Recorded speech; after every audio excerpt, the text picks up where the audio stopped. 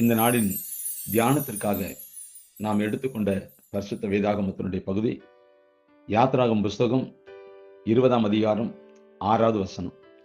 யாத்ராகம் புஸ்தகம் 20வது அதிகாரம் 6வது வசனம்.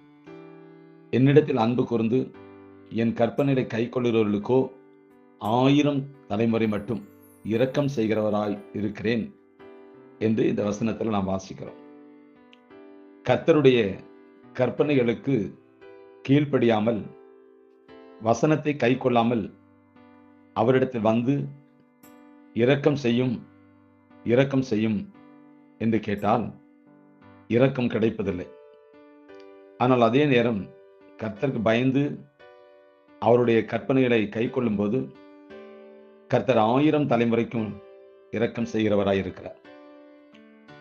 இன்றைக்கு அநேக கர்த்தருடைய பிள்ளைகள் வேதத்தை நேசிப்பதும் இல்லை, அதை வாசிப்பதும் இல்லை, அதை தியானிப்பதும் இல்லை, அதை கை கொள்வதும் இல்லை, அதற்கு தன் செவியை சாய்ப்பதும் இல்லை. இப்படியாக இன்றைய கிறிஸ்தவ குடும்பங்கள் போய்கொண்டிருக்குது. அவர்களுக்கு வாரத்தில் ஒரு நாள் தேவாலயத்துக்கு போனால் போதும், அந்த வார்த்தையும் அன்றைக்கு பிரசங்கம் பண்ணுகிற அந்த வார்த்தையும் ஆலயத்தை விட்டு வெளியே வந்து விட்டால் அதையும் மறந்து விடுவார்கள். இன்றைய காலகட்டத்தில் கிறிஸ்தவ வாழ்க்கை அப்படிதான் இருக்குது. எல்லாரும் அல்ல, ஒரு சில பேர்கள் கை கொள்ளுகிறார்கள், ஒரு சில பேர்கள் அதை மறந்து விடுகிறார்கள்.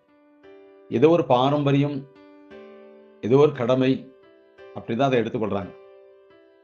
ஆனால் திடீர்னு ஒரு வியாதியோ, ஒரு பிரச்சனையோ, அல்லது ஒரு போராட்டமோ, அல்லது சத்துருக்கள் மேற்கொள்ற காரியமோ, ஒரு தொழில் ரீதியாகவோ, ஒரு வேலை விஷயமாகவோ, சில குழப்பமான சூழ்நிலைகளிலோ, அல்லது ஒரு பிரயாணத்திலோ தான் கர்த்தரை தேடும்போது அவர்களுக்கு கர்த்தர் செவி கொடுப்பதில்லை.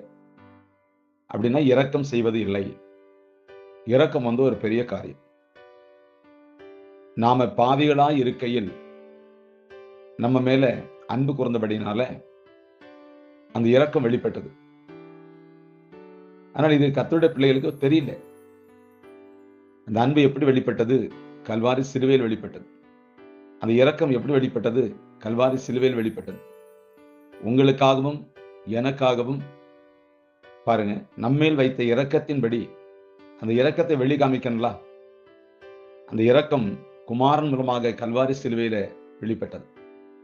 அன்பார்ந்தவர்களே, இன்றைக்கு நன்றாக கவனிக்க வேண்டும். கர்த்தர் சொல்கிறது, முதலாவது என்னிடத்தில் அன்பு கூர்ந்து என் கற்பனைகளை கை கொள்ளுகிறவர்களுக்கோ 1000 தலைமுறை மட்டும் இரக்கம் செய்கிறவராயிருக்கிறேன். 1000 years, தலைமுறை. பிரியமானவர்களே, கர்த்தருடைய கட்டளைகள் பாரமானவைகள் அல்ல என்று இயேசு சொன்னார். மத்தேயு எழுதின சுவிசேஷம் 11ஆம் அதிகாரம் 29-30 வசனத்துல வாசிக்கும் போது, என் நுகத்தை உங்கள் மேல் ஏற்றுக்கொண்டு என்னிடத்தில் கற்றுக்கொள்ளுங்கள், அப்பொழுது உங்கள் ஆத்துமாக்களுக்கு இளைப்பாறுதல் கிடைக்கும். என் நுகம் மெதுவாயும் என் சுமை லகுவாயும் இருக்கிறது என்றார் என்பதாக அந்த வசனத்தெல்லாம் வாசிக்கிறோம். இன்னைக்கு அநேக தேவ பிள்ளை, உதாரணமாக, ஞானஸ்நானம் பெறுவது கடினமான காரியம் அல்ல. ஞானஸ்நானம் எடுக்கிறதுனால யாரும் வியாதிப்பட்டோ மரணம் அடைந்தோ போவதும் கிடையாது. மிக சிறிய சாதாரணமான ஒரு காரியம். சிலர் இதற்காக பெரிய விதண்டாவாதம் செய்து கொண்டிருப்பார்கள். சில பேர் இப்படி சொல்லுவாங்க, கள்ளன் ஞானஸ்நானம் பெற்றானா அப்படிமாங்க. இது இப்படிப்பட்ட ஒரு கூட்டம் இருக்குது.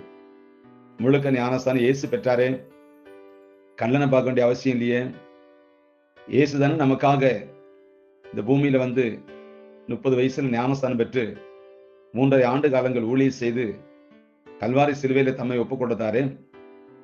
நாம் கள்ளனை பின்பற்றுகிறவர்கள் அல்ல, கர்த்தராகிய இயேசு கிறிஸ்துவை பின்பற்றுகிறவர்கள். சில பேர் இப்படி சொல்லுவாங்க, கள்ளன் ஞானஸ்தானம் பெற்றானா. இப்படிப்பட்ட கூட்டங்கள்லாம் கள்ளனுக்கு பின்னாக போய் ஒளிந்து கொண்டு ஜீவிக்கிறவர்கள்.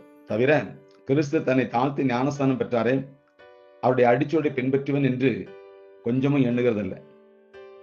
நாம் கிறிஸ்துவை பின்பற்றுகிறவர்கள். சில பேர் இப்படி சொல்லுவாங்க, வேறு சிலர் தசமபாகம் கட்டளைகளுக்கு கீழ்ப்படிவதில்லை. கர்த்தருக்கென்று கொடுக்கும்போது கர்த்தருடைய மனம் மகிழ்கிறது, அவருடைய ஊழியம் பெறுகிறது. அது மட்டுமல்ல, மல்கியா 3ஆம் அதிகாரம் 10வது வசனத்துல அவர் வானத்தின் பலகணிகளை திறந்து இடங்கொள்ளாமல் போக மட்டும் ஆசீர்வதிப்பார் அப்படின்னு வேதம் சொல்லுது. தசமபாகம் கொடுக்கணுமா? எங்க எழுதியிருக்கு? அதெல்லாம் பழைய ஏற்பாடு. இப்போ புதிய ஏற்பாடு ரெண்டும் உள்ளதா இருக்குது. பழைய ஏற்பாடே இவ்வளவு அழகா கடினமா சொல்லியிருந்தா புதிய ஏற்பாடு அதை விட கடினம். இது இன்னைக்கு அநேகருக்கு தெரியல. வேதம் சொல்லுது, அமுக்கி குலுக்கி சரிந்து விழும்படி போடுங்கள், அப்பொழுது உங்களுக்கு இவ்வளவாய் அளக்கப்படும் சொல்லப்படும். இப்படி சில வார்த்தைகளை பிடித்து கொண்டு விதண்டாவாதம் பேசி நேரத்தை காலத்தை வீணாக்கி தங்களுடைய ஆவிக்குரிய ஜீவியத்தை கெடுத்து வேதமும் வாசிப்பதில்லை, வேதத்துக்கு தங்களை ஒப்புக் கொடுப்பதும் இல்லை, தேவ சித்தத்தை அறிவதும் இல்லை. தேவ சித்தம் இன்னதென்று வேதம் வாசிக்கும் போதுதான் வெளிப்படும். ஒரு தேவனுடைய பிள்ளை நான் கிறிஸ்தவன் என்றால் கிறிஸ்து அவனுக்குள்ள இருக்கணும், அவன் கிறிஸ்துக்குள்ள இருக்கணும்னா முதல்ல இந்த வேதத்தை வாசித்து அந்த வசனத்துக்கு தன்னை ஒப்புக் கொடுக்கணும். ஒப்புக் கொடுத்து வாழும்போது தான் தேவ சித்தத்துக்கு ஒப்புக் கொடுக்கிறான்.